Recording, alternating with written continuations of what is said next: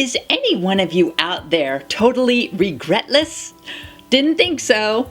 Regrettably, we can no doubt recall many times our behavior then elicits now feelings of embarrassment or shame or disgust with ourselves. But it's quite unfair of us, when you think about it, to judge our actions back then for not knowing what we know now. We did the best we could with the consciousness and the resources we had in that moment. We did what we did for a reason, often reacting without conscious thought at all. Maybe we said something hurtful, or pretended to know something we didn't, or took credit where credit was not due, or cheated, or lied, or accepted extra change given to us on accident. Many of my personal favorites involved thoughtlessly hurting someone's feelings.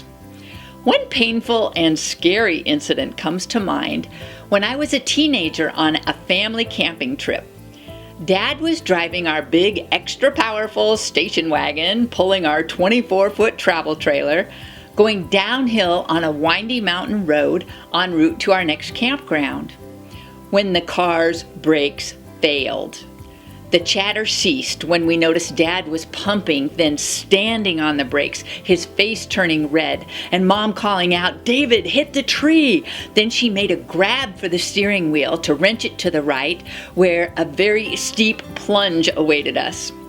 Dad bumped her arm off the wheel and quite skillfully headed for the next turn that had a good shoulder on both sides and no traffic coming, thank goodness, where he was able to make a U-turn with the big long rig and head back up the hill. At the top, he pulled over and we all piled out of the car, shaking with frayed nerves. Mom said, "Why didn't you hit that tree?" And Dad replied, "That little tree would never have held us."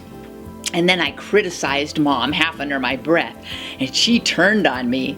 "What did you say?" and started to come after me as if to hit me, and which she had never done before. I stayed out of reach until she lost her head of steam.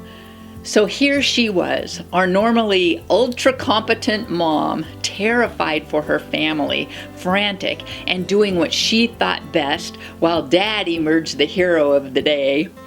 And there I was, a heartless, immature kid, kicking her when she was down. When I look back on it now, we were all so edgy and frightened and relieved and running on adrenaline all at once. It's little wonder my 15-year-old self blurted out a hurtful comment that I later very much regretted. If it had happened today, I'm sure I would have the awareness to keep my comments focused on gratitude for our safety and compassion for our collective angst.